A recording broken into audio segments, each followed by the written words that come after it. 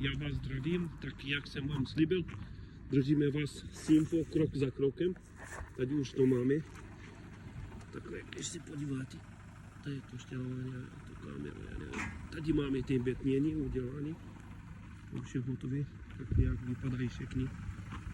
Máme 30, až tam, jo.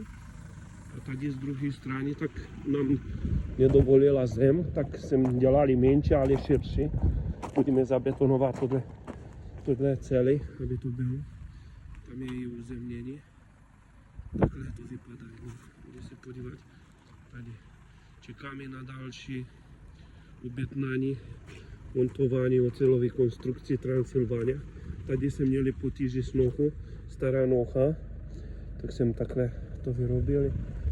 Takhle to vypadá všechny, kde se to na to dívat. A tady máme kluci.